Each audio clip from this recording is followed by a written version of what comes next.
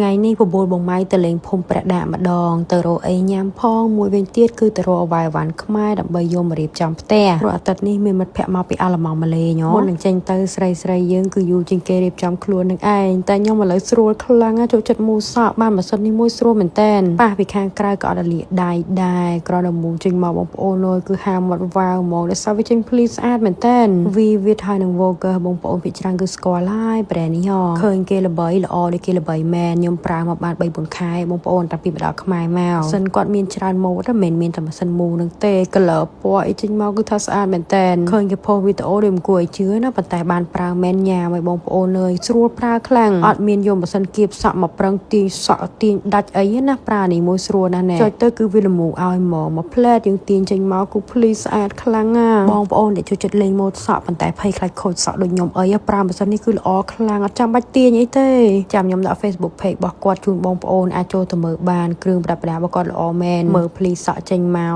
អូយស្រឡាញ់ខ្លាំងណាបងប្អូនអើយតែប៉ុននេះចេញក្រៅកម្មវិធីអីមុំគឺបានហើយលេងភ័យខ្លាចមូសក់ទៅខូចសក់ទៀតហើយតែប៉ុណ្ណេះសុំសក់ភ្លឹងរាល់ថ្ងៃពីមុនទិញអាម៉ាស៊ីនធម្មតាយកមកមូទាញមកគឺដាច់សក់អស់ហ្មងប៉ុន្តែអានេះអត់ទេភ្លីស្អាតមែនតើបងប្អូនរ៉េតឲ្យម៉ានដែរខ្ញុំមូសក់ខ្លួនឯងថ្ងៃនេះហើយម៉ូដមួយណាស្អាតជាងលើកឬក៏តម្លាក់រៀបចំខ្លួនថ្ងៃនេះទាំងអស់តែ20នាទីណាបងប្អូនចេញទៅហើយអ្នកសៀមរាបឯណាប៉ុន្តែបើនិយាយពីខាងភូមិប្រដាមិនដែលសូវបានទៅទេដល់ថ្ងៃនេះនៅឃើញចង់ទៅទិញអវ៉ាយវ៉ាន់យកដាក់ផ្ទះផងពួកម៉ាក់ខ្ញុំមកពីអាល្លឺម៉ង់គេមកលេងអាទិត្យនេះឯងអញ្ចឹងចង់ទិញប្រភេទជាលពាក់ខ្មែរអីអញ្ចឹងណាហើយមុននឹងទៅយើងចូលញ៉ាំអីសិនយកកម្លាំងមួយថ្ងៃនេះរៀងឈឺថ្មិញផងបាននំបាក់បិននេះស្រួលមែនតែនវាតុនអញ្ចឹងណាហើយនៅប្រដាគឺថាល្បីច្រើនមុខដែរនំខ្មែរនំផ្លែអាយនំអាកោថ្នោតនំអីគឺថាអូខ្ញុំទិញច្រើនមុខដែរបងប្អូនប៉ុន្តែថតនឹងរៀងកាត់មកដល់ក្រៅហើយនៅមើលភ្លីសក់ខ្លួនឯងស្រឡាញ់បងប្អូនអើយដាក់ពណ៌ចេះទៀតឃើញភ្លីស្អាតនេះខ្ញុំមូតិចបែបបញ្ញាផងចេញពីទិញនំនេកហើយចូលទិញសាច់ជ្រូកអាំងទៀតយកទៅផ្ញើ